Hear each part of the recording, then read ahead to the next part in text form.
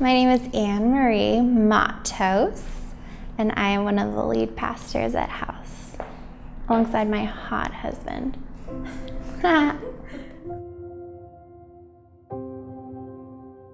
had a lot of reasons to not be courageous. I mean, life wasn't awful. It's just me and my mom and my dad. But I had a lot of things working against me, like learning disabilities, being severely bullied in school, to a whole lot of other things, parents getting divorced. My mom battled depression her whole life. So I guess to answer that question, where does your strength come from, or your courage? I had a lot of reasons to not be courageous. It wasn't until I had a full encounter with God.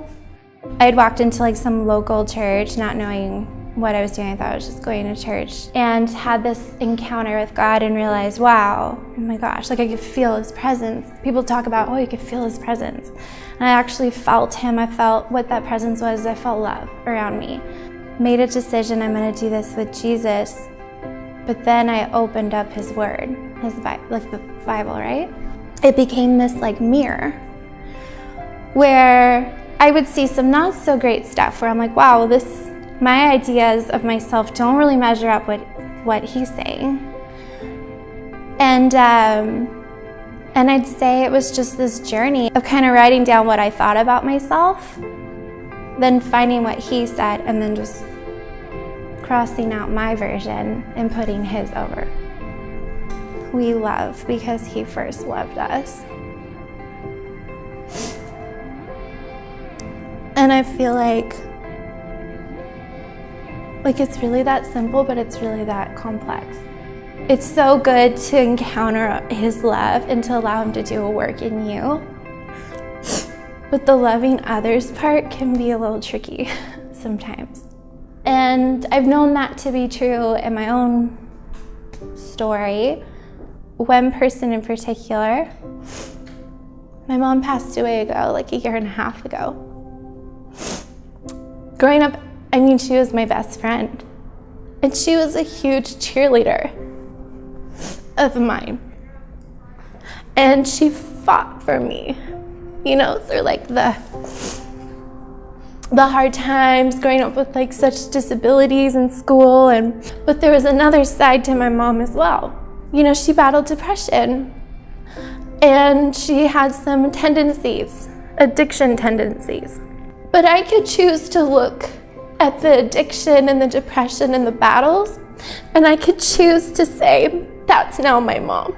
And I guess the message I'd want to share with people is, in order to love others, you gotta see the gold in them. You gotta look to their truest identity. And you just continue to sow into that and speak into that and love into that. And there was a time where the depression just got to be a bit too much.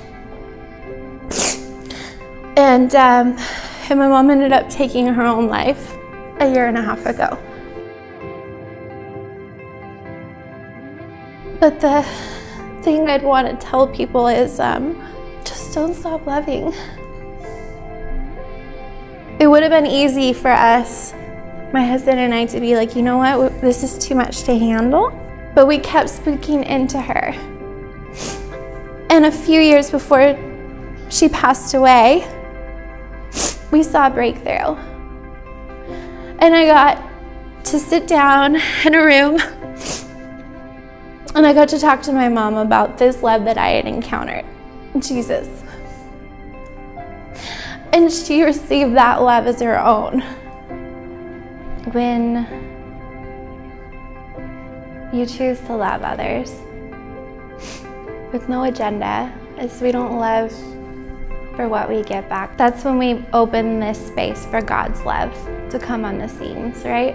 And it's God's love that can change anything.